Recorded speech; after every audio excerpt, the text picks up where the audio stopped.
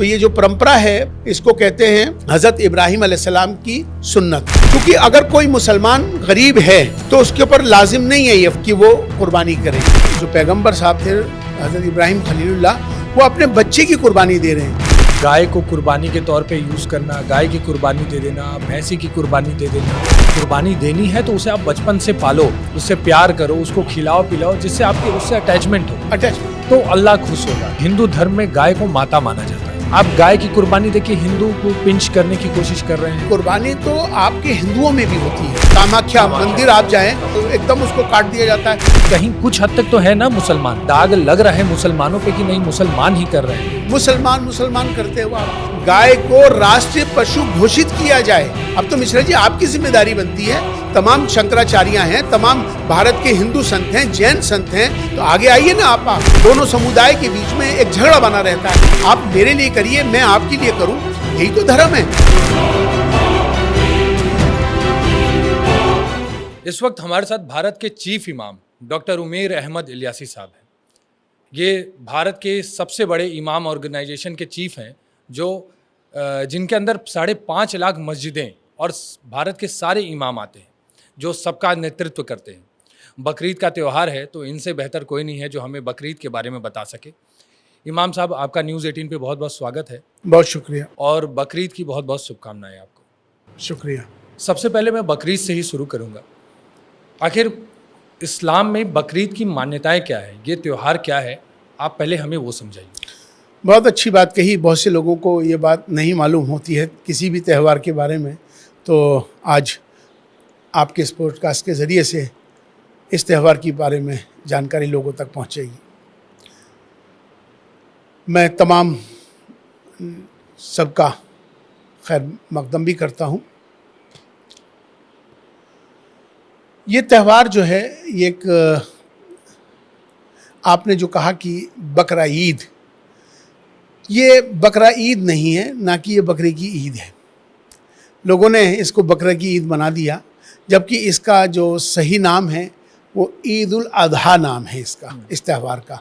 क्योंकि भारत के अंदर ये परंपराएं रही हैं कि बकरा की कुर्बानी होती है, तो इसलिए वो बकरा ईद आमतौर पर कर देते हैं। ये ईद उल अजहा का त्यौहार है। ये ईद उल अजहा का जो त्यौहार है, ये त्याग का, बलिदान का, समर्पण का त्यौहार है। इस त्यौहार में कुर्बानी की परंपरा है, जो हज़रत इब्राहिम जो पैगंबर थे उनके हवाले से चलती है। ये सुन्नत इब्राहिम कहलाती है। जो सुन्नत उसको कहते हैं कि जिस काम को उन्होंने किया। हज़रत इब्राहिम जो पैगंबर थे, पैगंबर माने अवतार भी कहते हैं, तो जो हज़रत इब्राहिम खलीलुल्लाह जो पैगंबर थे, उनकी एक बहुत काफ़ी उम्र में एक बच्चा पैदा होता है। जब उनकी उम्र तकरीबन 85 साल से ज़्यादा की हो जाती है, पहली वाली जो बीवी है वो हज़रत सायरा, जिसे यहूदी सायरा कहते हैं, हमारे यहाँ उसको सायरा कहते हैं, यहूदियों में उसको सारा कहते हैं। उसके बाद ये इनकी दूसरी पत्नी थी, इनका नाम है हज़रत हाजरा। इनके साथ शादी होने के बाद हज़रत हाजरा से एक बच्चा पैदा होता है, और उस बच्चे का जो नाम होता है वो होता है हज़रत इस्माइल। वो भी पैगंबर थे। हज़रत इस्माइल अलैहिस्सलाम जब पैदा होते हैं, और चूँकि हज़रत इब्राहिम खलीलुल्लाह की जो काफ़ी उम्र हो चुकी थी, और उसके बाद 85 साल के बाद से उनके ये बच्चा पैदा होता है हज़रत इस्माइल, बड़ी खुशियाँ मनाई जाती हैं। बहुत खुशियों के साथ ये पूरे उस जगह पे खूब खुशियों का मनाई गई। ये बच्चा बड़ा होता है। जब ये बच्चा बड़ा होता है, जैसे जैसे 13-14 साल का होता है, चूँकि ये बाप की बहुत ज़्यादा मोहब्बत थी, चूँकि एक बच्चा बहुत 85 साल की उनकी उम्र हो गई, उसके बाद ये बच्चा पैदा होता है। बहुत प्यार था उस बच्चे के साथ, बहुत ज़्यादा प्यार था हज़रत इब्राहिम को हज़रत इस्माइल से।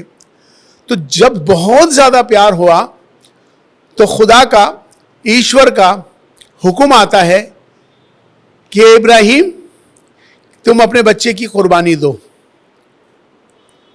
बलि दो।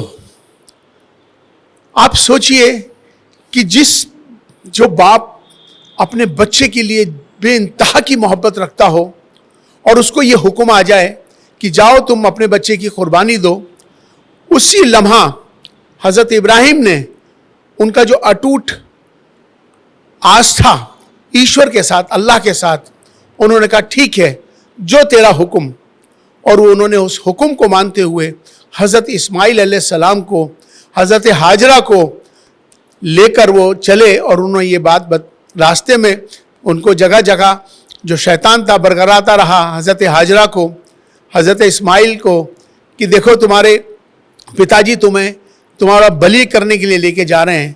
तो लेकिन हज़रत इस्माइल अलैहिस्सलाम बोले कि नहीं, जो मेरे पिताजी कर रहे हैं वो ठीक है।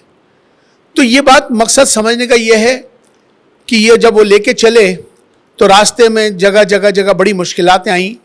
तो मकसद, बुनियादी बात यह है कि बहुत शॉर्ट में, कि उन्होंने अपने बच्चे की हज़रत इस्माइल अलैहिस्सलाम को जब लिटाया, और लिटाने के बाद उन्होंने तेज़ धार का चाकू लेके गए थे कि उसकी कुर्बानी करूँगा, चूँकि अल्लाह का हुक्म आ गया है मेरे लिए, मेरा बच्चा की मोहब्बत, लेकिन मेरे ईश्वर की हुक्म मेरे लिए सबसे ज़्यादा ज़रूरी है।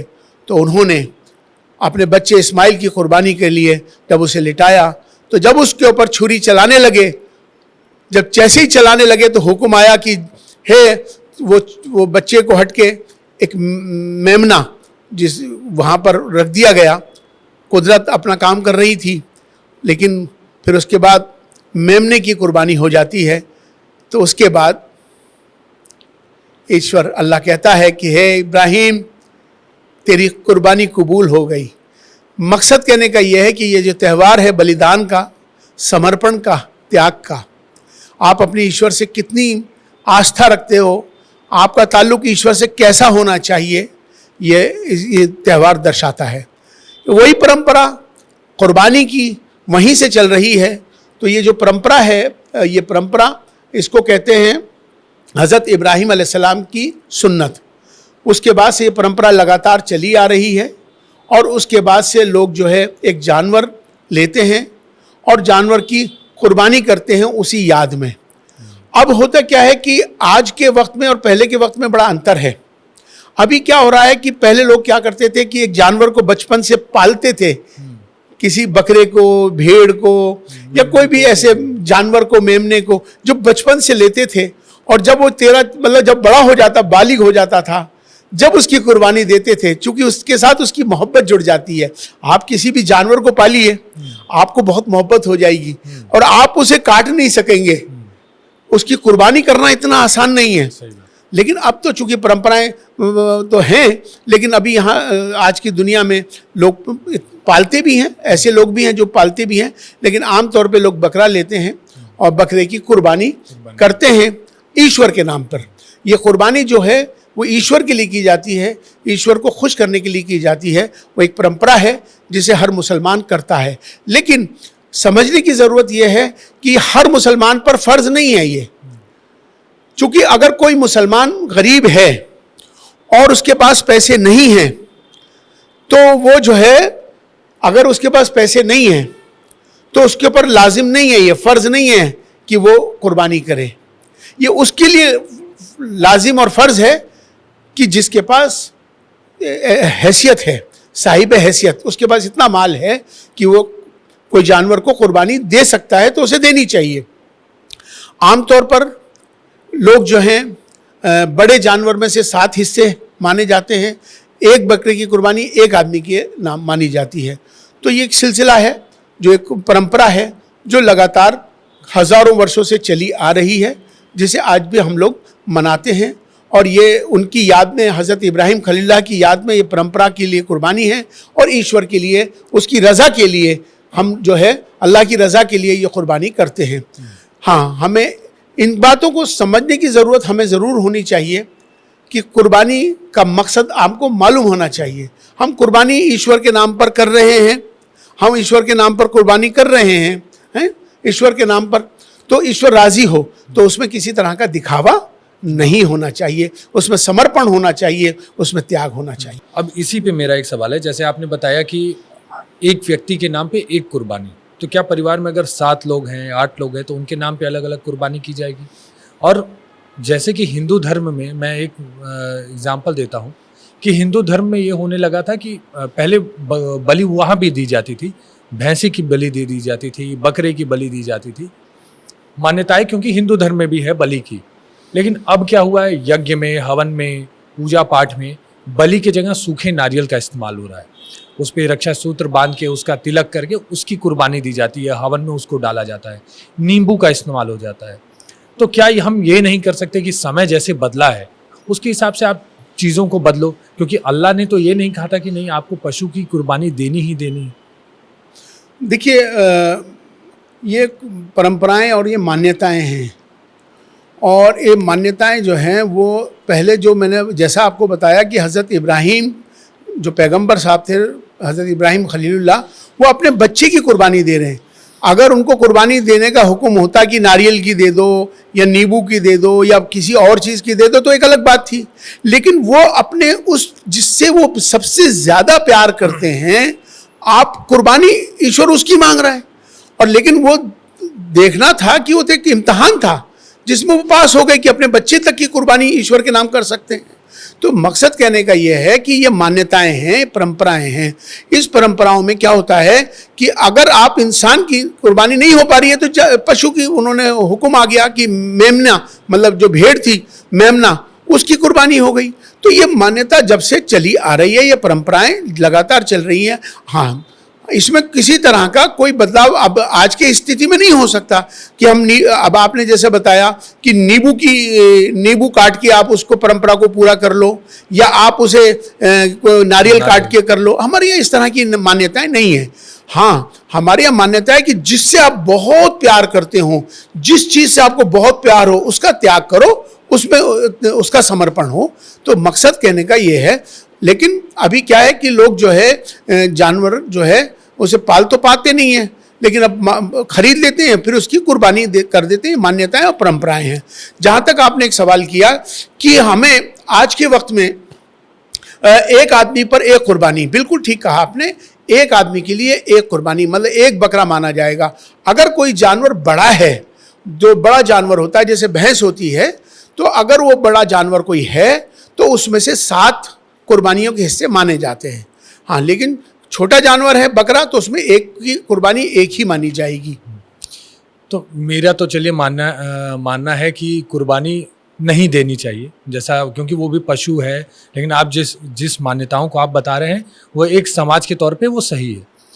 अब मैं इसी पे भैंसा पे जो बात आई, तो इसमें मैं बोलता हूँ कि भैंसे के साथ साथ गौ हत्या पे भी बहुत ज़्यादा हमेशा ये विवाद उठते आया है कि गौ कसी, गाय को कुर्बानी के तौर पे यूज़ करना, गाय की कुर्बानी दे देना, भैंसी की कुर्बानी दे देना। आपने बताया कि अगर कुर्बानी देनी है तो उसे आप बचपन से पालो, उसको पहले अपना प्रिय बनाओ, उससे प्यार करो, उसको खिलाओ पिलाओ, जिससे आपके उससे अटैचमेंट हो, तो अल्लाह खुश होगा।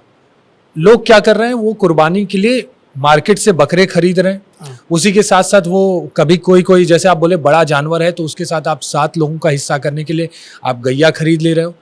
तो ये किस हद तक सही है कि आप गाय की कुर्बानी दे रहे हो? ये कहीं ना कहीं ये ऐसा नहीं है कि क्योंकि हिंदू धर्म में गाय को माता माना जाता है, आप गाय की कुर्बानी देखिए हिंदू को पिंच करने की कोशिश कर रहे हैं, आप उनकी मान्यताओं को हर्ट करने की कोशिश कर रहे हैं। आप इसमें मिश्रा जी, आपने इसमें 3-4 बातें रखी हैं। बुनियादी बात आपने जो मुझसे रखी है, उसने ये रखा, आपने ये रखा है कि क्या जानवर, पशु की ही कुर्बानी क्यों? देखिए, कुर्बानी तो आपके हिंदुओं में भी होती है, खाली मुसलमान, देखो ईसाई है उसके अंदर भी कुर्बानी का, बलि का कॉन्सेप्ट है, यहूदियों के अंदर भी बलि का, कुर्बानी का कॉन्सेप्ट है, हिंदुओं के यहाँ भी कुर्बानी का कॉन्सेप्ट है। ऐसा नहीं है। अब आप आसाम के अंदर वो जो क्या नाम है, कामाख्या मंदिर आप जाएं तो वहाँ तो बिल्कुल बहुत इस तरह से दी जाती है, बहुत एकदम उसको काट दिया जाता है। हमारे यहाँ कुर्बानी का मकसद उसको तकलीफ देना नहीं है। हमारे यहाँ कुर्बानी का मकसद है उसको बहुत आहिस्ता से, उसको तकलीफ भी ना पहुँचे। ये शरीयत है, ये हमको हुक्म है कि जानवर को भी तकलीफ नहीं होनी चाहिए, ऐसी कुर्बानी देनी है। तो मकसद ये है कि तो परंपराएं, मान्यताएं सब जगह चल रही हैं। अच्छा, जहां तक आप मीट की बात करते हैं, गोश्त की बात करते हैं, चलो ये तो कुर्बानी का विषय हो गया। पूरी दुनिया के अंदर तो ठीक है, ज्यादातर लोग गोश्त खाते हैं, भारत में नहीं खाते क्या? मटन, चिकन, कितने कितने लोग, कितनी बड़ी तादाद पूरे भारत के अंदर, कोई मुसलमान ही थोड़ी खाती है भाई मिश्रा जी, खाते तो सभी है ना। तो लेकिन वो खाने का भी तो वही पशुवध तो हुआ ही ना एक तरह का। तो ये मकसद कहने का ये है कि ये तो एक सिलसिला है, ये चला आ रहा है, लेकिन ये धर्म से जुड़ा सिलसिला है और ये धर्म हमको ये मान्यताएं परंपराएं हैं कि हमें अपने ईश्वर के नाम पर हम उसकी कुर्बानी करते हैं जानवर की। हाँ, आपने जो एक बात कही गाय के हवाले से, ये बिल्कुल दुरुस्त बात है, क्योंकि भारत के अंदर गाय जो है हमारे हिंदू भाइयों की आस्था का विषय है। हमारे हिंदू भाइयों जो हैं उसको गाय को गौ माता का दर्जा देते हैं, माता का दर्जा देके उसकी पूजा करते हैं। ये तो बिल्कुल दुरुस्त बात है और इस्लाम इस बात की इजाज़त बिल्कुल नहीं देता मिश्रा जी कि अगर कोई, जैसे मिसाल के तौर पे गाय है और गाय अभी जिस तरह से प्रतिबंधित है भारत के अंदर, अभी कानून भी बन गया है, अभी नया कानून आ गया है कि जो प्रतिबंधित जानवर हैं, जैसे गाय है, बैल है, ऊंट है, इन 3 जानवरों की कुर्बानी या वध नहीं हो सकता, ये अभी कानून बना है। अब शरीयत क्या कहती है? शरीयत ये कहती है कि अगर आपने इन जो जिस पर प्रतिबंध लग गया, अगर आपने उसकी कुर्बानी की तो वो कुर्बानी नहीं मानी जाएगी, वो बिल्कुल जायज़ नहीं है, बिल्कुल दुरुस्त नहीं है। क्योंकि शरीयत ये कहती है कि जो कानून भारत का या जिस देश का कानून हो, उस देश के कानून को मानना ही शरीयत है। तो इसलिए मैं तमाम, चूँकि ईद उल अधा एक ऐसा त्यौहार है जिसमें तमाम पूरे हिंदुस्तान, पूरी दुनिया के लोग जो है बलि देते हैं, लेकिन हम भारत की बात करेंगे। भारत के अंदर जो जानवर आपको, जिनको सरकार ने अलाउ किया है, वो तमाम लोग उसी की कुर्बानी करें, मेहरबानी करके। ख़ास तौर पे बकरे की कुर्बानी करिए, मेमने की, भेड़ की कुर्बानी करिए, है ना। और आपको भैंस की भी कर सकते हैं, भैंस की भी परमिशन इन्होंने दी है, भैंस की भी कुर्बानी की जा सकती है, लेकिन जो प्रतिबंध है उसकी नहीं करनी चाहिए। मैं तो एक बात बढ़कर और कहना चाहता हूँ मिश्रा जी, हमने अभी ऐलान किया है, और ये मेरा ऐलान मेरा ही नहीं है, तमाम मुस्लिम समाज के तमाम जितनी भी बड़े बड़े संगठन हैं, उन्होंने इस बार अपील करी है। सबसे पहले अपील हमारी आई कि गाय को राष्ट्रीय पशु घोषित किया जाए, राष्ट्र हित में। इससे बड़ी बात और क्या हो सकती है मिश्रा जी? अब तो करना आपकी जिम्मेदारी है, मेरी थोड़ी है। मेरी जिम्मेदारी है, हमने आह्वान कर दिया, अपील कर दी भारत सरकार से, और मुस्लिम समाज इसके लिए खुलकर आगे आ गया कि गाय को राष्ट्रीय पशु घोषित किया जाए। अब तो मिश्रा जी आपकी जिम्मेदारी बनती है, तमाम शंकराचार्य हैं, तमाम भारत के हिंदू संत हैं, जैन संत हैं, जो इस पर काम कर रहे हैं, तो आगे आइए ना आप। हमारा आह्वान है, हमारा सहयोग करिए, आइए इस पर कानून बनाइए। तो जब कानून बन जाएगा तो इसका वध ही नहीं होगा। जब वध नहीं होगा तो प्रॉब्लम नहीं होगी, दोनों समुदाय के बीच में एक झगड़ा बना रहता है, तो कम से कम वो झगड़ा खत्म होगा, आपस में सौहार्द बन जाएगा। तो आपको इसके लिए हमारे साथ आगे आना होगा ना। आप मेरे लिए करिए, मैं आपके लिए करूं, यही तो धर्म है। हम जब हम एक दूसरे के लिए करेंगे तभी तो एक दूसरे के बीच में सौहार्द और प्यार, प्रेम जब ही तो बनेगा। तो इसलिए हमारी तरफ से कोई कमी नहीं है, और हम भी चाहते हैं कि जिस पर भारत सरकार ने जिन जानवर पर प्रतिबंध लगा दिया है उसकी कुर्बानी बिल्कुल नहीं होगी और ना होने देंगे इंशाल्लाह। तो क्या आप ये कह रहे हैं कि गाय को राष्ट्रीय पशु का दर्जा दे दिया जाए तो उसके बाद गौकशी नहीं होगी, गाय की हत्या नहीं होगी, जो गाय को जबरदस्ती काट दिया जाता है, हिंदुओं को पिंच करने के लिए काट दिया जाता है, वो बंद हो जाएगी पूरी यकीनन। यही तो मैं आपको बताना चाह रहा हूं कि आज हो क्या रहा है कि जैसे केरला है, आज केरला के अंदर गौकशी के लिए अलाउ किया हुआ है, जबकि 1950 से पूरे भारत का कानून बना हुआ है कि भैया इसका गौ का वध नहीं हो सकता। कलकत्ता में जब अभी आज बीजेपी सरकार आई है, अभी उस पर प्रतिबंध लगाए, लेकिन उससे पहले तो वहाँ पर बैल की, गाय की कुर्बानी खुलेआम होती थी। अभी आप जाइए नॉर्थ ईस्ट के अंदर आसाम, नागालैंड, मणिपुर, त्रिपुरा, पूरा नॉर्थ ईस्ट गाय खाता है। आप पाबंदी लगाइए, खाली मुसलमानों पे क्यों लगाते हो? ये इल्ज़ाम मुसलमानों पे है। इसीलिए हम सब ने, तमाम मुस्लिम समाज ने मिलकर ये फैसला किया है कि हमारे ऊपर ये इल्ज़ाम है, गाय का वध करते हैं, तो हम अपने इस इल्ज़ाम को अपने पर से ख़त्म करना चाहते हैं। अब आपकी जिम्मेदारी है ना, बनाइए ना कानून। आप मिश्रा जी, आपकी जिम्मेदारी है ना, आप आगे आइए, सारे लोग, भारत के तमाम सब लोग इसको, हमारे इस आह्वान को, तमाम सारे मुसलमानों के इस आह्वान को आप लीजिए ना, हाथों हाथ उठाइए। तो चाहे वो नॉर्थ ईस्ट हो, चाहे वो केरला हो, चाहे वो बंगाल हो, या पूरे हिंदुस्तान में गाय का वध नहीं होना चाहिए। मिश्रा जी, एक बात और मैं आपको बताना चाहता हूँ गाय के हवाले से। गाय जो है, गाय का दूध शिफा है, गाय का घी दवा है, और गाय का गोश्त बीमारी है। आपको यह समझना होगा कि जो गाय है, तमाम सारे पशुओं में से वो पशु है, उसका जो दूध है उतना कीमती है कि जो से मां का दूध बच्चे को दिया जाता है, इसी तरह से गाय का दूध अमृत है। तो इसलिए हमें इसका वध रोकना होगा और गौवंश को और बढ़ाना होगा, जिसमें हम सबको, हर भारतीय को मिलकर इस पर काम करने की ज़रूरत है। अच्छा, आप बोल रहे हैं, इसी को हम थोड़ा सा और कंटिन्यू करें। आप बोल रहे हैं कि मुसलमानों के ऊपर से जो दाग लगते आया है उनके ऊपर हम उसे मिटाना चाहते हैं, इसलिए हमने ये मांग की है कि गाय को राष्ट्रीय पशु का दर्जा दे दी। मैं एकदम मानता हूँ, बहुत लोग हैं जो खाते होंगे, कौन किस होटल में खा रहा है, कौन किस देश में खा रहा है नहीं पता, लेकिन मुझे ये समझना है कि ठीक है, आप आपसी भाईचारे की बात कर रहे हैं, तो मुस्लिम समाज, जो हमारे भाई हैं, वो बकरीद के दिन क्या ये कह सकते हैं कि हम गौकशी नहीं करेंगे, गाय को नहीं खाएंगे, गाय को नहीं मारेंगे? लेकिन कहीं कुछ हद तक तो है ना मुसलमान, अगर दाग लग रहा है मुसलमानों पे कि नहीं मुसलमान ही कर रहे हैं, अगर हिंदुओं की आस्था को आहत हो रहा है। आप फिर गड़बड़ कर रहे हो, मुसलमान करते हो आप। अरे ईसाई नहीं खाता क्या? नॉर्थ ईस्ट के अंदर कोई मुसलमान रहते हैं? पूरा नॉर्थ ईस्ट खाता है, पूरे तो जो केरला पूरा कम्युनिस्टों का सारा खाते हैं, उनकी बात नहीं करते आप, मुसलमान की बात। मैं तो बोल रहा हूँ कि वो खा रहे हैं, उस पर पूर्ण प्रतिबंध लगना चाहिए, बात खत्म। हमारा विषय यह है कि गाय जो है उसको राष्ट्रीय पशु घोषित कर देंगे तो ये वध नहीं होगा। मैं ये बताना चाहता हूं, जब वध नहीं होगा तो प्रॉब्लम नहीं होगी, कोई भी नहीं खाएगा, सबके लिए बराबर है कानून, नाम हर चीज में मुसलमान का। देखिए, यहाँ हिंदू और मुसलमान की बात मत करिए, यहाँ बात गाय सबकी है, वो खाली हिंदू और मुसलमान की नहीं होती है, वो सबकी है, दूध सबको देती है, उसका दूध अमृत है, उसका घी वो उसका दवा के रूप में माना जाता है, तो इसलिए वो सबके लिए है और उसका वध नहीं होना चाहिए। आज हमने इसकी आवाज़ बुलंद करी है। मुसलमान जितनी तंजीमें हैं उन, अभी बंगाल में इसका क्या हुआ कि जो हमारे प्रेसिडेंट हैं वेस्ट बंगाल के, नाखुदा मस्जिद के जो इमाम हैं वो हमारे प्रेसिडेंट हैं, उन्होंने अभी एक स्टेटमेंट दे दिया।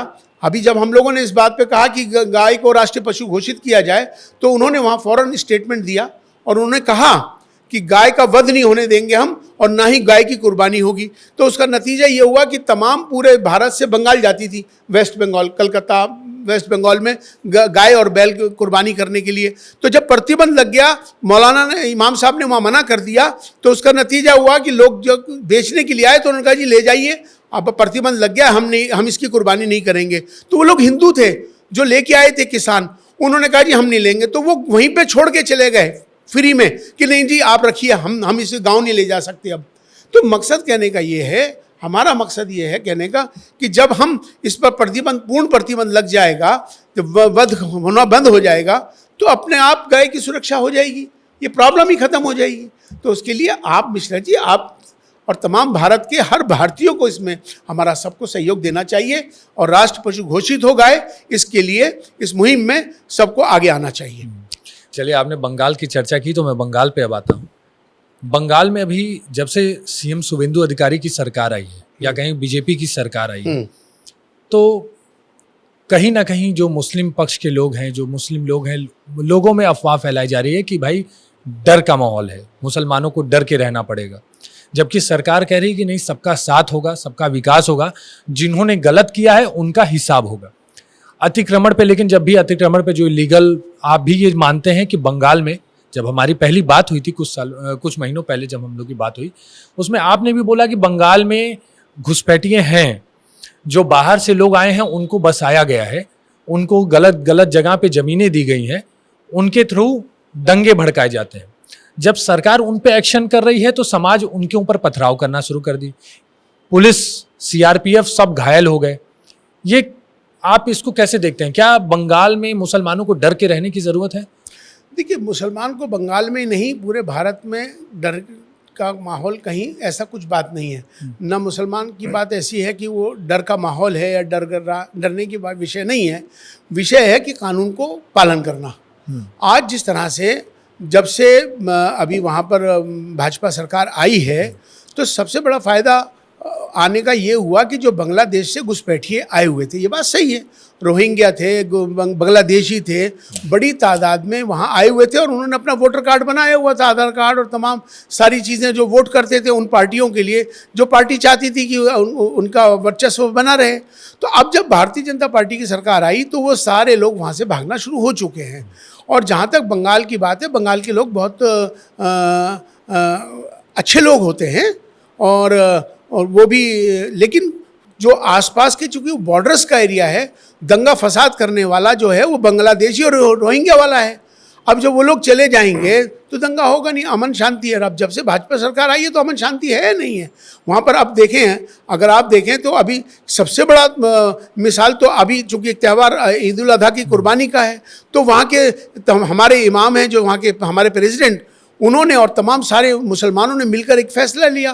तो ये तो अच्छी बात है, इसको सबके लिए कानून है। तो मेरा मकसद कहने का ये है कि कानून जो बनता है वो सभी के लिए बनता है, वो खाली हिंदू या मुसलमान के लिए नहीं बनता है। तो इसलिए हमें अपने जो कानून है उस कानून के मुताबिक उसका पालन करना चाहिए। अच्छा, जितने भी लीगल इंक्रोचमेंट पे कार्रवाई हो रही है, मुसलमान बोल रहे हैं हमारे मुसलमानों के ही साथ गलत हो रहा है, लेकिन जितने जहाँ पे भी बंगाल में हिंदू हैं, अगर वो गलत ज़मीन पे हैं तो उनके ऊपर भी कार्रवाई हो रही है। सीएम शुवेंदु अधिकारी के कैबिनेट में कुछ नियम लागू किए गए, कानून लागू किए गए, जिसमें ये हुआ कि जो लाउड स्पीकर पे नमाज होती है, या मंदिरों के लिए भी हुआ कि मंदिरों में जो पूजा पाठ होती है, भजन कीर्तन होता है, आरती होती है, उन्हें कम किया जाएगा, लाउड स्पीकर का इस्तेमाल कम किया जाएगा। इसको आप कैसे देखते हैं? लेकिन फिर भी ये जो नियम बना वो हिंदुओं के लिए भी बना, मुसलमानों के लिए बना, लेकिन आहत कौन हुआ? मुस्लिम समाज। जो नेता हैं, मुस्लिम नेता हैं, जैसे ये हुमायूं कबीर हैं, वो मुसलमानों को भड़काने लगे। इसको आप कैसे देखते हैं कि अगर लाउड स्पीकर पे किसी के भड़काने में आना या ना आना ये अलग विषय है। पहली बात तो किसी के भड़काने में आना ही नहीं चाहिए, लोग राजनीति करते हैं। ये कानून बनता है सभी के लिए। मिसाल के तौर पे अभी आपने एक बात की, साउंड, ध्वनि प्रदूषण का विषय है ये। ध्वनि प्रदूषण के विषय पे, साउंड पॉल्यूशन जिसको कहते हैं, वो एक कानून बना हुआ है, भारत का कानून है, वो स्टेटों में भी है वो कानून। एक ध्वनि का एक माप है कि आवाज़ कितनी होनी चाहिए, और चाहे वो मंदिर हो, चाहे वो मस्जिद हो, चाहे वो मंदिरों से भजन के हों या गुरुद्वारों से भजन की हों या मस्जिदों से अजानों की आवाज़ हो, ये उसका एक माप तय हो गया है, उसके मुताबिक सबको करना चाहिए। देखिए, बहुत ज़्यादा तेज़ आवाज़ से, चाहे वो डीजे हों, बजते हैं शादियों में या जागरणों में, ये तो कानून सबके लिए आया है और सबको कानून का पालन करना चाहिए। ध्वनि प्रदूषण इतना हो गया है कि जब आप चाहे मंदिरों से या मस्जिदों से बहुत लाउड स्पीकर से बहुत तेज़ तेज़ अजान देते हैं या भजन गाते हैं, तो आपको ये एहसास होना चाहिए कि आपके मोहल्ले में ऐसे लोग होंगे जो बीमार हैं, ऐसे लोग होंगे जो बच्चे इम्तहान दे रहे होंगे, बहुत से ऐसे लोग होंगे जिनको कोई तकलीफ़ हो रही होगी। तो ये आपकी आस्था है, अजान या भजन, इसे आप अपने प्रमाइसिस में करिए। मिश्रा जी, मैं आपको एक बात बता दूं, आप हिंदुस्तान से बाहर जाइए, अमेरिका, इंग्लैंड, कनाडा, पूरी दुनिया में कहीं पर भी ये जो लाउड स्पीकर सिस्टम नहीं चलता वहाँ पर कानून ये है कि अपने प्रमाइसिस में आपका साउंड रहना चाहिए, साउंड प्रमाइसिस से बाहर नहीं आना चाहिए। ये आपकी भक्ति है, आपकी इबादत है, आपका पूजा है, उस दूसरे को क्यों तकलीफ थोड़ी दे सकते हो आप। तो इसीलिए जो भी भारत सरकार या सरकार कोई भी कानून बनाती है, वो कानून किसी एक धर्म के लिए नहीं होता, वो कानून सभी के लिए होता है और सभी के फायदे के लिए होता है और सभी को उसका पालन करना चाहिए।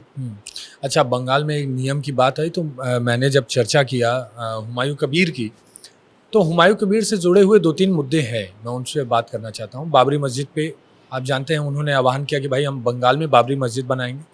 वो चुनाव जीत भी गए उन्होंने कहा कि भाई हम बाबरी मस्जिद बनाएंगे ही, कोई रोक नहीं सकता। बाबरी मस्जिद की आवश्यकता क्यों है? बाबरी मस्जिद कितना बड़ा नाम है, हिंदू आस्था कितनी आहत होती है उससे, ये आप जानते हैं। बाबरी मस्जिद की बंगाल में क्यों आवश्यकता है? और उसी से मैं हुमायूं कबीर के ही सवाल को जोड़ देता हूँ।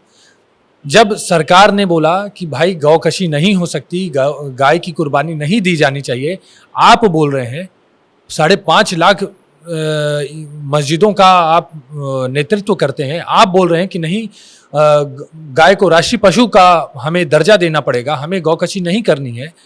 लेकिन फिर भी हुमायूं कबीर कहते हैं कि नहीं, हम तो करेंगे, कोई भी कुछ करना चाहे, कोई रोक ले, हम देखते हैं क्या, लेकिन हम कुर्बानी देंगे। ये क्या हिंदुओं को भड़काने की, हिंदुओं को आस्था को आहत करने की कोशिश नहीं है? देखिए, कोई क्या करता है, कोई क्या सोचता है, ये उसका विषय है। बहुत से लोग जो है धर्म को राजनीति से जोड़ देते हैं। उनका मकसद धर्म नहीं है, उनका मकसद राजनीति है। अभी देश के अंदर ना तो मस्जिदों की कमी है, ना देश के अंदर मंदिरों की कमी है। अभी हम लोगों को मंदिरों की और मस्जिदों की ज़रूरत नहीं है। इससे हमें इस समय हम लोगों को सबको विश्वविद्यालयों की ज़रूरत है, चिकित्सालयों की ज़रूरत है, जहाँ पर सबका कॉमन। आज के वक्त में तमाम लोग इतने बीमार हैं, आप चिकित्सालय खोलिए, आप ऐसे विश्वविद्यालय खोलिए जहाँ एजुकेशन की ज़रूरत है। आज हम लोग इसी हिंदू मुसलमान, मंदिर मस्जिद, इन्हीं राजनीति के लोगों के चक्कर में आके अपने देश की तरक्की को रोकते हैं। आज देश हमारा किस तरह से तरक्की कर रहा है, हमारा देश विश्व गुरु बनने की ओर है। तो हमें ये चाहिए सबको मिलकर कि हम सब मिलकर अपने देश के लिए, अपने देश की तरक्की के, अपने देश के तरक्की के निर्माण में हमारा क्या योगदान हो, उस पर बात करनी चाहिए। अगर जो लोग मंदिर बनाने की बात करते हैं, मस्जिद बनाने की बात करते हैं, करें, कोई विषय नहीं है, लेकिन उसकी राजनीति तो ना करें। और राजनीति का हिस्सा बना के दोनों समुदाय के बीच में डिफरेंसेस पैदा हो जाते हैं, नफरत पैदा होती है। अब आप आइए बाबरी मस्जिद की, अरे बाबर तो चला गया भैया, किसको ज़रूरत है बाबरी मस्जिद की? बाबर के नाम से मस्जिद थोड़ी ज़रूरत है। एक मस्जिद बनाई जाए, वो मस्जिद जो है APJ अब्दुल कलाम के नाम से रख दी जाए, कौन सी बुरी बात है? इलियासी साहब के नाम से रख दो मस्जिद, क्या बुरी बात है? भाई किसी के नाम से भी रखी जा सकती है, आज के विषय रख दीजिए। भाई मुगलों का दौर थोड़ी है ये। राजा हसन खां मेवाती, जिसका जो मेरे पूर्वज थे, उनके नाम पर रख देते जिन्होंने देश की कुर्बानी दी है। आप बाबर चला गया, आज का वक्त जो है मुगलों का दौर थोड़ी है भाई। लेकिन आपको बाबर नहीं है, आपको राजनीति करनी है।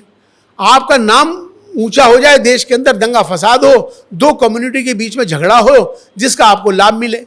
तो हमको ये समझना चाहिए कि हमें लड़ना झगड़ना नहीं है, हमें आपस में सौहार्द के साथ रहना है और मिल के रहना है। अरे यही तो मैं आपको एक वाकया सुनाता हूँ मिश्रा जी, कि भारत क्या है। मुझसे अभी किसी ने पूछा, एक पाकिस्तानी था, उसने कहा भारत के बारे में, वो उसकी बड़ी धारणाएं बड़ी गलत थी उस पाकिस्तानी की, लंदन में मिला वो कह रहा। तो मैंने कहा कि सुनिए भारत क्या है, मैं आपको बताता हूँ। मैंने कहा कि ये आपके पाकिस्तान में नहीं मिलता। भारत क्या है, हमारे दिल्ली के अंदर एक सीताराम बाज़ार है। सीताराम बाज़ार में एक मस्जिद है और एक मंदिर है। दोनों मंदिर और मस्जिद बिल्कुल बगल में हैं। तो जो मस्जिद के इमाम साहब हैं, वो हमारे दिल्ली के इमामों के सेक्रेटरी हैं, वो बंगाल के रहने वाले हैं।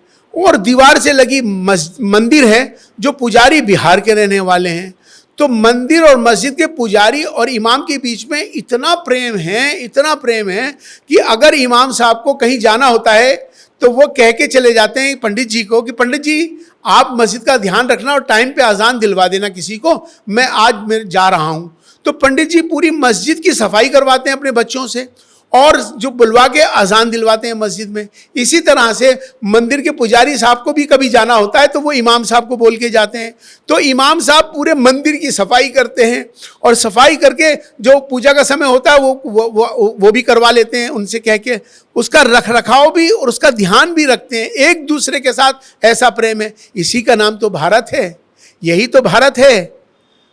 तो मकसद कहने का ये है कि यही भारत है, अनेकता में एकता, यही भारत की विशेषता है।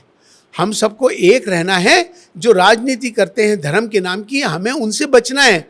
आज आप देखेंगे ऐसी कितनी मिसालें हैं, कितनी मिसालें मैं आपको दे सकता हूँ।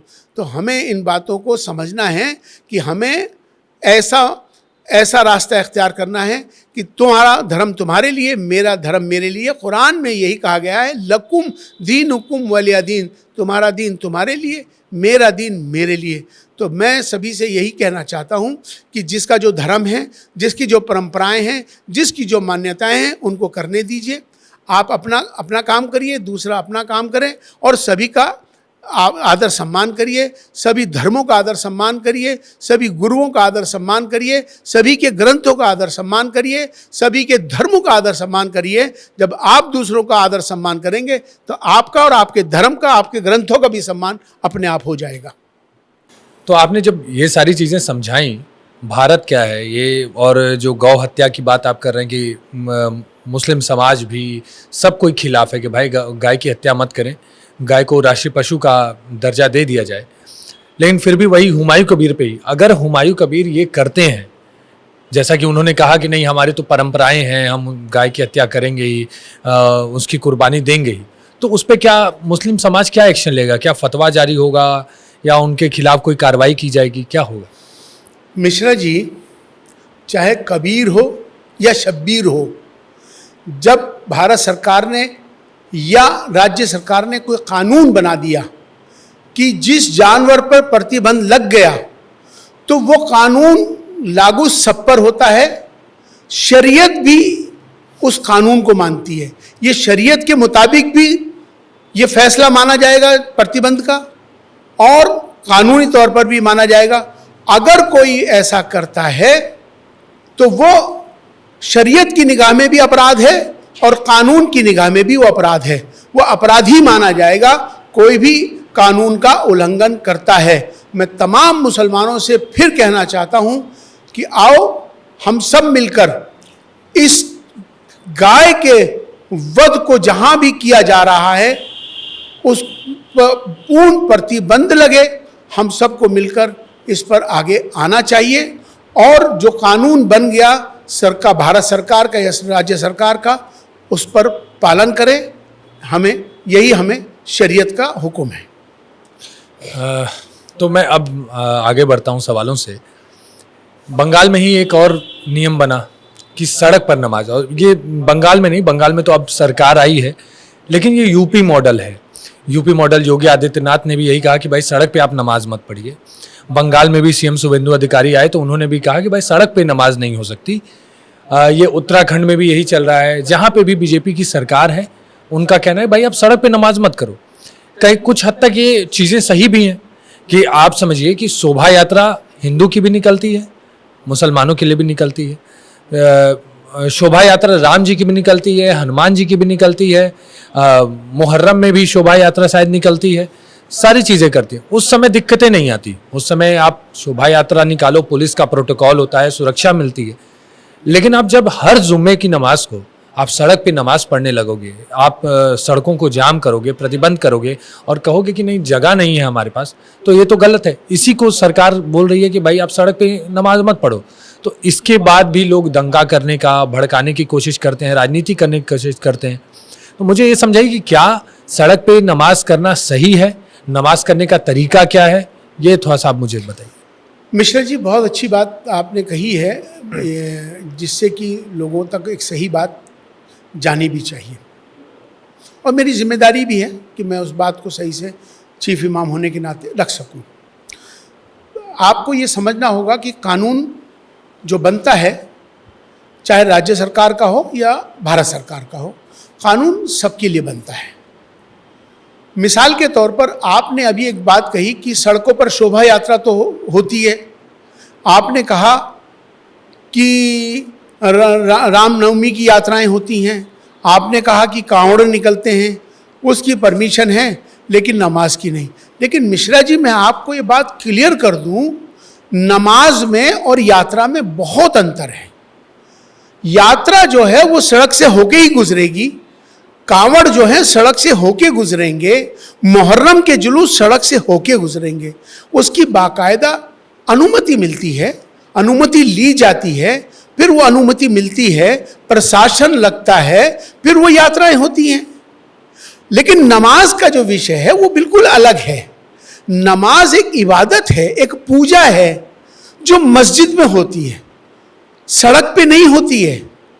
मैं आज आपको एक बात बहुत अच्छे से, आपको भी और अपने दर्शकों को ये बात बताना चाहता हूं कि शरीयत जिस तरह से अभी योगी आदित्यनाथ जी ने या जिन जिन राज्य सरकारों ने, अभी दिल्ली सरकार ने भी ये फैसला लिया है कि सड़कों पे नमाज नहीं होगी, तो ये फैसला बिल्कुल दुरुस्त इसलिए है कि जो कानून बन जाए तो शरीयत भी कहती है कि अब वहां नमाज दुरुस्त नहीं है। नमाज के बहुत सारे नियम हैं, जिसका पहला नियम है जगह का पाक होना। सड़क पाक नहीं होती है, वहां कोई गोबर हो रहा होता है, कोई गंदगी होती है, कोई नाली बह रही होती है। तो सबसे पहला नियम नमाज का पाक जगह होनी चाहिए, तो सड़क तो पाक जगह नहीं है। दूसरी बात, उसकी अनुमति होनी चाहिए। जब सरकार अनुमति नहीं दे रही कि नमाज सड़क पर पढ़े, तो नमाज कैसे हो सकती है? नमाज बिल्कुल नहीं हो सकती, और ना ही नमाज जायज़ है, ना कानून इसकी इजाज़त देता, ना शरीयत इसकी इजाज़त देती। अब क्या करना चाहिए? आपने कहा मिश्रा जी कि लोग बहुत ज़्यादा हैं तो वो लोग सड़कों पे आ जाते हैं, लेकिन उसका विकल्प है, आपको उसका ऑप्शन है। हाँ, उसका ऑप्शन ये है, मैं भारत के अभी ईद उल अजहा की जो नमाज है या ईद की नमाज है या जुमे की नमाज है, उसमें बहुत बड़ी तादाद में लोग इकट्ठे होकर आ जाते हैं नमाज के लिए। तो मैं भारत के 5.5 लाख मस्जिदों से के लिए और भारत के मुसलमानों से ये अपील और गुजारिश कर रहा हूं कि हमें कानून का भी पालन करना है और शरीयत का भी पालन करना है। शरीयत ये कहती है कि अगर सुबह 7 बजे एक नमाज होती है ईद की, तो इमाम साहब 7 बजे अपनी नमाज पढ़ाएं। उसके बाद 1 घंटे के बाद दूसरे शिफ्ट में 8 बजे दूसरी नमाज पढ़ाएं इमाम बदल कर, फिर तीसरी बार 9 बजे नमाज पढ़ाएं 1 घंटे के बाद इमाम बदल कर। तो जब 3 नमाजें हो सकती हैं, हमारे पास इसका विकल्प है, हमारे पास ऑप्शन है, तो हमें सड़कों पे जाने की जरूरत ही नहीं है। जो नमाज सुबह 7 बजे हुई, 8 बजे हुई, 9 बजे हुई, जब 3 शिफ्टों में अलग अलग समय पे, उसका लाभ सबसे बड़ा क्या हुआ कि जिसकी 7 बजे की नमाज निकल गई वो 8 बजे पढ़ लेगा, किसी की 8 बजे नमाज निकल गई वो 9 बजे। इसका फायदा तो हमको मिला, इसको ये सुविधा है। इस्लाम कट्टर नहीं है, इस्लाम किसी को तकलीफ दे के इजाजत नहीं देता नमाज पढ़ने की। नमाज मेरी है ना, ये मेरी पूजा मेरी है, ये नमाज खुदा और बंदे के बीच की है, ये इबादत है, इसके नियम हैं। तो इसलिए मैं तमाम सबसे ये कहना चाहता हूँ कि आपको ये समझना है कि सड़कों पे बिल्कुल आने की जरूरत नहीं है। राहगीर गुजर रहा है, एम्बुलेंस गुजर रही है, कोई तकलीफ से गुजर रहा है, अगर आपने रास्ता बंद कर दिया, आपकी वजह से किसी को तकलीफ पहुंची, तो वो नमाज दुरुस्त नहीं मानी जाती है। नमाज बंदे और खुदा के बीच की बात है, दूसरों को तकलीफ देकर आप नमाज नहीं पढ़ सकते। तो इसलिए हमें इसका ख्याल करना है कि हमें सड़कों पे आने की ज़रूरत ही नहीं है। मस्जिदों में नमाज पढ़िए और दूसरे की आस्था का ख्याल करिए, दूसरे के धर्मों का आदर सम्मान करिए, अपने भारत के कानून का आदर सम्मान करिए, जो फैसला ले लिया गया उसको मानिए, उसको पालन करिए। तो इसी तरह से मेरा मानना ये है कि हमें एक दूसरे के धर्मों का आदर सम्मान करना है। जब भी मेरा आदर सम्मान होगा, हम दूसरे की आस्थाओं का ख्याल रखेंगे, तभी मेरी आस्था का कोई ख्याल रखेगा। तो इसलिए यही हमको समझ के करना है, सबको मिल के चलना है, सबकी परंपराएं, मान्यताएं, पूजा, इबादतें, नमाज, रोज़े सब करें, लेकिन जो नियम जो सरकार बना दे उसके मुताबिक उसका पालन करें। अच्छा, एक सवाल है कि बंगाल में सरकार जब कैबिनेट की मीटिंग हुई तो उसके बाद एक और नियम आया कि जो पुरोहित हैं, पंडित पुरोहित हैं, जो इमाम हैं, मस्जिद के मौलाना हैं, उनको जो महीने का जो भत्ता दिया जाता था, जो सैलरी की तरफ से सरकारी खाते से दिया जाता था, इमामों को और मौलानाओं को 3-3 हज़ार रुपये महीना दिया जाता था और पुरोहितों को 2-2 हज़ार रुपये महीना दिया जाता था। सीएम शुभेंदु अधिकारी की सरकार ने इसे रोक दिया, इस पे पाबंदी लगा दी। इसको आप कैसे देखते हैं? देखिए, मैं आपको बताता हूँ, एक चीज़ और मैं ऐड करूँ, उन्होंने ये कहा है कि भाई ये जो पैसा हम पुरोहितों को और पुजारियों को, मौलानाओं को, इमामों को दे रहे हैं, उसे हम शिक्षा पे इस्तेमाल करेंगे, अच्छे बच्चों को जो पढ़ाई में मेधावी हैं उनके ऊपर खर्च करेंगे। देखिए, बात समझने की ये है कि जो मुझे पुरोहितों का तो पता नहीं कि वो तनख्वाह या उनको भत्ता देते थे या किस मद में देते थे, या मुझे मालूम नहीं। लेकिन इमामों के हवाले से मुझे ज़रूर मालूम है कि जो वक्फ का जो वक्फ बोर्ड होता है, जो वक्फ एक डिपार्टमेंट है जो भारत सरकार सेंटर में देखती है, सेंट्रल वक्फ काउंसिल, और राज्यों के अंदर जो सरकारें बनी होती हैं वक्फ बोर्ड की, उनको राज्य वक्फ देखता है। तो सरकारें देखती हैं, राज्य की हो या भारत सरकार की हो, तो उनकी जो आमदनी होती है वक्फ की, मिसाल के तौर पे एक मस्जिद है, मस्जिद से जो दुकानें हैं उनसे जो आमदनी होती है, या जो वक्फ का कानून है कि किसी मस्जिद से या किसी भी वक्फ प्रॉपर्टी से 7% जो है वो आपको उसका वो देना होता है टैक्स। 7% का टैक्स जो है आपको जमा करना होता है वक्फ की मामले में। तो जो उससे आमदनी होती है वक्फ प्रॉपर्टी से, चाहे वो मस्जिद के माध्यम से हो या वक्फ की कोई प्रॉपर्टी से कोई होर्डिंग्स लगे होते हैं या कुछ भी आमदनी हो रही होती है, वो पैसा वक्फ के पास आता है। वो पैसा वक्फ गरीबों के अंदर, बेवाओं को, गरीबों को शिक्षा में वो दिए जाते हैं। चूँकि मस्जिदें इमाम और मस्जिदें वक्फ बोर्ड के अंडर में आती हैं, तो उनकी भी तनख्वाहें वक्फ बोर्ड की जिम्मेदारी होती है कि वो वक्फ बोर्ड ही पे करती है। तो वो पैसा जो है वो वक्फ की तरफ से जाता है, ना कि सरकार की तरफ से जाता है। ये बात आपको समझने की ज़रूरत है। जहाँ तक पुरोहितों को भी पैसा दिया जाता है, तो हो सकता है कि मंदिरों के अंदर का भी कोई ऐसा सिस्टम होता होगा जो मंदिरों से जो पैसा कलेक्ट होकर आता होगा, या 7% का जो टैक्स होता होगा जो सरकारें लेती हैं, वो मंदिरों के पुजारियों को देती होंगी, गरीबों को देती होंगी, शिक्षा के ये एक सिलसिला है, एक तरीक़े कार है। तो ये वक्फ के नियम के अंदर है जो इमामों को तनख्वाहें दी जाती हैं, ना कि उनको किसी तरह का कोई अनुदान दिया जा रहा है, ऐसा नहीं है। वक्फ का पैसा, मुसलमानों का पैसा, मुसलमानों के द्वारा मुसलमानों को ही दिया जाता है। नहीं। और दूसरे समाज को भी दिया जा सकता है। नहीं, लेकिन बंगाल में ये होते आया था कि सरकार जो है, ममता बनर्जी की जो सरकार है, उन्होंने ये नियम बनाया था कि वो कोविड के समय जब मतलब बहुत माहौल ख़राब हो गया था, उस समय 2020 में जाके पुरोहितों के लिए ये कानून बना कि भाई पुरोहितों के लिए नियम बना कि उनको सरकार 2-2 हज़ार रुपये महीना देगी। लेकिन उससे पहले से 2012 या 14 के, मुझे करेक्ट साल नहीं याद है, उस समय पहले से ही ममता सरकार ने ये किया था कि भाई सरकार की तरफ से, मैं इसे क्लियर कर रहा हूँ कि सरकार की तरफ से पुरोहितों को, ये मौलानाओं को और इमामों को 3-3 हज़ार रुपये महीना दिया जाएगा। सरकार ने उस पर पाबंदी लगाई है। वक्फ बोर्ड, मुझे भी पता है कि वक्फ बोर्ड अलग है और सरकार अलग है। वक्फ का पैसा वक्फ में जो पैसा कलेक्ट होता है वो मुसलमानों के लिए, शिक्षा के लिए, मस्जिद बनाने के लिए, स्कूल बनाने के लिए, उसके लिए इस्तेमाल करने के लिए उसमें सारी चीज़ें कलेक्ट होती हैं, ये मुझे भी पता है। सरकार ने जो मना किया है, सरकार ने जो चीज़ों पे पाबंदी लगाई है, उसमें यह है कि सरकार के खाते से अगर कोई पैसा दिया जाएगा तो वो अब बंद हो जाएगा, अब उसे नहीं दिया जाएगा। देखिए, सरकार का काम है, सरकार जानती है। सरकार ने ही देना शुरू किया, सरकार ने देना बंद कर दिया। तो इसमें अब सरकार ने जिस तरह से, आपको मैं बताऊं कि दिल्ली के अंदर भी ये प्रॉब्लम आई थी। दिल्ली के अंदर क्या हुआ था कि दिल्ली सरकार जो थी, जो वक्फ बोर्ड से इमामों को तनख्वाहें मिलती थी, तो चूंकि दिल्ली के जितने इमाम हैं, जितनी मस्जिदें हैं, उनका मेंटेनेंस, और जितने मस्जिदों के इमाम हैं उनको वक्फ बोर्ड के द्वारा तनख्वाह मिलती थी। तो जब उनके द्वारा मिलती थी तो किसी ने एक PIL हाई कोर्ट के अंदर डाली और उसमें कहा कि जी सरकार जो है इमामों को तनख्वाह देती है तो पुजारियों को क्यों नहीं दी जा सकती। तो लेकिन वो बात बिल्कुल क्लियर हुई कि ये जो वक्फ की जो आमदनी से जो पैसा आता है, हम उन मस्जिदों के इमामों को राज्य सरकार देती है। ये एक सिस्टम है। तो लेकिन फिर सरकार ने क्या किया, पुरोहितों को देने की वजह से उन्होंने एक ग्रांट लिया पैसा सरकार ने एक मद इकट्ठा किया, जिसमें उन्होंने तय किया कि पुजारियों को भी और इमामों को दोनों को ग्रांट से पैसा दे दिया जाए। लेकिन अभी वो दिल्ली सरकार में भी वो रुक गया है।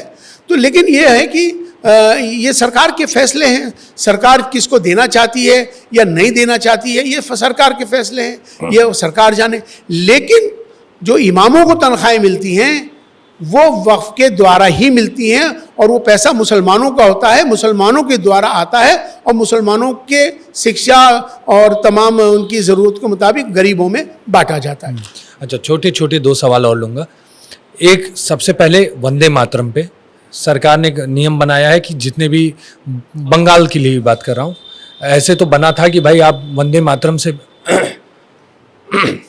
ऐसे तो बना था कि राष्ट्रगान से पहले आप वंदे मातरम का, आपको वंदे मातरम गाना अनिवार्य है। बंगाल में जब से बीजेपी की सरकार आई है, वहाँ ये नियम हो गया कि हर मदरसे में वंदे मातरम और राष्ट्रगान दोनों अनिवार्य कर दिया गया। क्या इससे मुसलमानों को कोई आपत्ति है?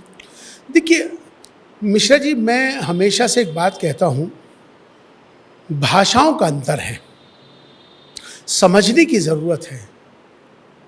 जहाँ राष्ट्रगान, राष्ट्रगीत जनगण मन है, इसी तरह से अभी जिस राज्य में या जहाँ पर भी कोई कानून बन जाए, जिसको अनिवार्य कहा जाता है, कानून बन जाए, तो मैं समझता हूँ कि वो राष्ट्र के प्रति गान है, राष्ट्र की जय जयकार है। अभी जिस तरह से आपने कहा कि मुसलमानों को प्रॉब्लम कहाँ है, मुसलमानों को कहाँ प्रॉब्लम आती है, क्योंकि मुसलमान एक ईश्वर की वंदना करता है। वो कहता है ईश्वर के अलावा मैं किसी की पूजा या परस्तिश नहीं करूँगा, मैं ईश्वर के अलावा किसी के सामने नहीं झुकूंगा। क्योंकि वंदे मातरम का जो विषय है उसमें वंदना है अपनी मातृभूमि को। लेकिन मुसलमान, ये संस्कृत में है वंदे मातरम, जो हमारे हिंदू भाई वंदे मातरम बोलते हैं, मुसलमान भी बोलते हैं, लेकिन मुसलमान बोलता है मादरे वतन जिंदाबाद। बात वही है, शब्दों का फेर है। वो अरबी में, उर्दू में कह रहा है मादरे वतन जिंदाबाद, वही हिंदू कह रहा है वंदे मादरे वतन जिंदाबाद, और वंदे मातृभूमि की पूजा, मातृभूमि के लिए। तो अंतर कुछ नहीं है, भाव एक ही है दोनों के प्रति। राष्ट्र का, राष्ट्र प्रेम है, राष्ट्र भक्ति है, राष्ट्र में कोई ईमानदारी नहीं है। भाषाओं का अंतर है भाई, क्योंकि वो वंदना शब्द को पूजा में शामिल कर रहा है, उसको पूजा माना जा रहा है, तो इसलिए कहता है कि वो मेरे ईमान का हिस्सा है। ईमान मेरा है, मैं पूजा अपने ईश्वर की करता हूँ, लेकिन मैं प्रेम अपने भारत से करता हूँ, अपने राष्ट्र से करता हूँ। इसलिए कहता है, हिंदू कह रहा है वंदे मातरम, मुसलमान कह रहा है मादरे वतन जिंदाबाद। दोनों एक ही हैं, दोनों राष्ट्र से प्रेम करते हैं, दोनों जय जयकार करते हैं, दोनों जय का उद्घोष करते हैं, विजय का उद्घोष करते हैं। सब भारत माँ की, भारत माता की जय करते हैं, अपने देश की जय करते हैं, यही सब करते हैं, किसी में कोई फर्क नहीं है। लेकिन उस पर राजनीति करने की ज़रूरत बिल्कुल नहीं होनी चाहिए। ये राष्ट्र का विषय है, अगर किसी को पढ़ना है तो पढ़ना चाहिए, अगर नहीं पढ़ता तो उस पर उसको ये सोचना चाहिए कि हमारी नीयत के ऊपर है। अगर मैं पूजा की नीयत कर रहा हूँ, मिसाल के तौर पे मैं नमाज पढ़ता हूँ, तो नमाज मुझे नीयत करनी होती है। जब मैं नीयत ही नहीं कर रहा हूँ कि मैं पूजा कर रहा हूँ, तो बोलने में क्या जाता है? बोलने में तो कोई दिक्कत नहीं है। आस्था और हमारी जो विषय है, अपने भारत के प्रति जो भाव है, जो समर्पण है, जो प्रेम है, वो तो हमेशा रहेगा। और हर भारतवासी, हर राष्ट्रवादी, हर सबको ये प्रेम भाव अपने राष्ट्र के प्रति रहना चाहिए। राष्ट्र प्रथम है, ये हमेशा ध्यान में रखना चाहिए। हमारी सबकी जातियां ज़रूर अलग हो सकती हैं, हमारी इबादत करने के तरीके ज़रूर अलग हो सकते हैं, हमारे पंथ ज़रूर अलग हो सकते हैं, हमारे परंपराएं अलग हो सकती हैं, हमारे धर्म ज़रूर अलग हो सकते हैं, लेकिन हमारा जो सबसे बड़ा धर्म है इंसान और इंसानियत है। भारत में रहते हैं हम सब भारतीय हैं। आओ हम सब मिलकर भारत को मजबूत करें, भारतीयता को मजबूत करें। राष्ट्र प्रथम है, राष्ट्र सर्वोपरि है, ये भाव सब में आना चाहिए। एक छोटा सवाल है भोजशाला पे। भोजशाला धार भोजशाला भोपाल में है, उसे दो चीज़ से देखा जाता है कि वहाँ जुम्मे की नमाज के दिन वहाँ पे नमाज होती थी और ऐसे मंगलवार को वहाँ पूजा होती थी। लेकिन अभी इंदौर हाई कोर्ट का जजमेंट आया, उसके बाद ये हुआ कि नहीं, ये मंदिर ही है, जो इसमें साक्ष्य मिले हैं, जो कलाकृतियाँ मिली हैं, वो मंदिर के स्वरूप हैं, उसमें सारी चीज़ें मंदिर दिख रही हैं। तो क्या कहीं ऐसा देखा गया है कि किसी मस्जिद में, मदरसे में जो मंदिर का जो कलाकृति हैं, फूल हैं, भगवान की आकृतियाँ हैं, त्रिशूल है, ये सब बना हो लेकिन वो मस्जिद हो? और अगर ये नहीं है और अगर कोर्ट ने कह दिया कि ये भोजशाला ये मंदिर ही है, जितने भी रिपोर्ट्स आई हैं उसके हिसाब से ये मंदिर ही है, तो इसको फिर हाई कोर्ट से आप सुप्रीम कोर्ट में क्यों ले जा रहे हो? जब जजमेंट हो गया, जज ने क्लियर कर दिया कि नहीं, ये मंदिर के साक्ष्य हैं, इसमें आप अब हिंदू ही पूजा कर सकते हैं, इसमें नमाज बंद हो गई। पिछले हफ्ते से इस जुमे को वहाँ पे नमाज नहीं हो पाई, तो फिर क्यों ऊपर इसको विवाद बढ़ाना? जबकि राम मंदिर में भी हमने देखा, ज्ञानवापी का मामला चल ही रहा है, भोजशाला में यहाँ पे वर्डिक्ट आई गया, लेकिन फिर उसको ऊपर क्यों ले जाना जब पता है कि यहाँ सारी चीज़ें साक्ष्य मिल गई हैं? मुझे लगता है मिश्रा जी, ये विषय मंदिर और मस्जिद का है, ये विषय इमाम और पुजारियों का है। संवाद की ज़रूरत है, संवाद होना चाहिए।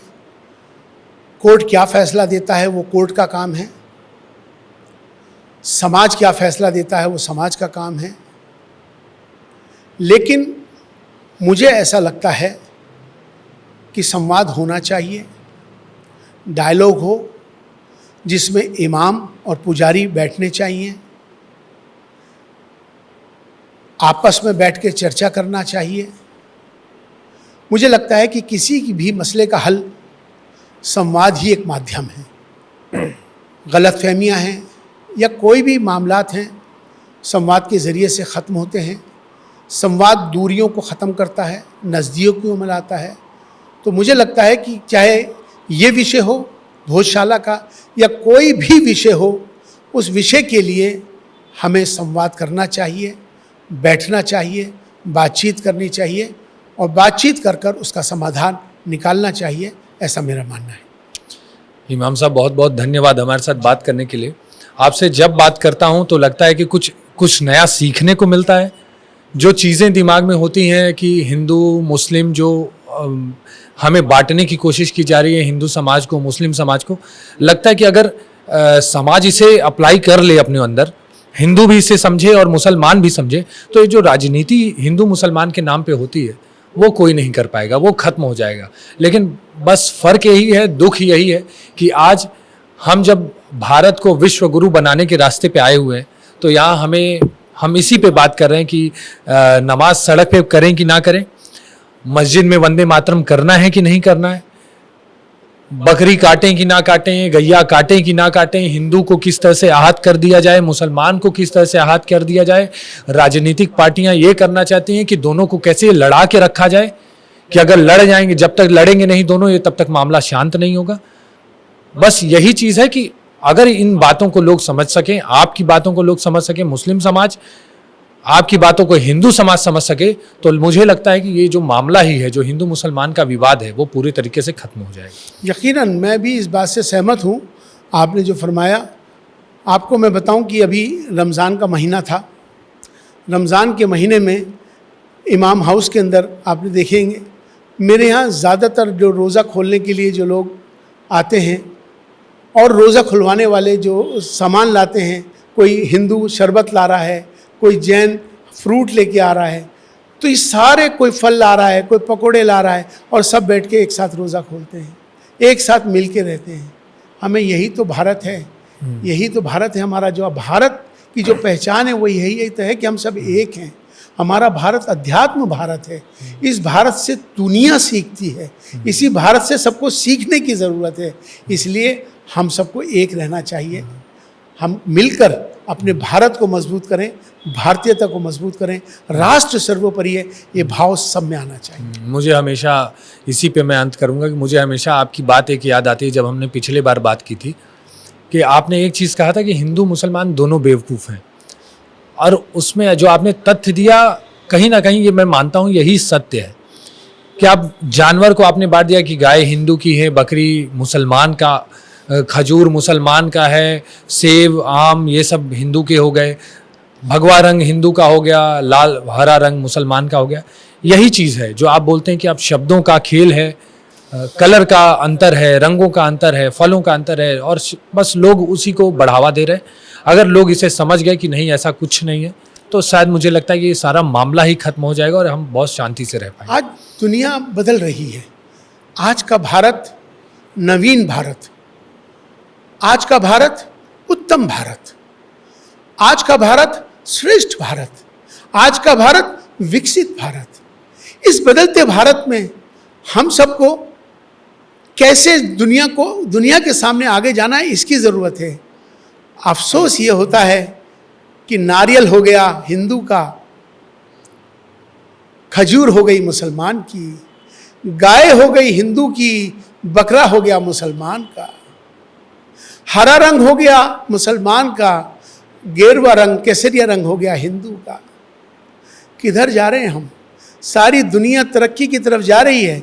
एआई का दौर चल रहा है इस समय, डिजिटल, और जिस तरह से दुनिया आगे बढ़ रही है, हमें इस पर विचार करना चाहिए और इन विचारों को ध्यान में रखकर धर्म से ऊपर उठकर राष्ट्र प्रेम, राष्ट्र सर्वोपरि है, राष्ट्र प्रथम है, ये भाव हमेशा रखिएगा। हम सब एक हों, मिलके चलें, भारत को मजबूत करें, भारतीयता को मजबूत करें, राष्ट्र प्रथम है। बहुत बहुत धन्यवाद इमाम साहब आपका हमारे साथ बात करने के लिए।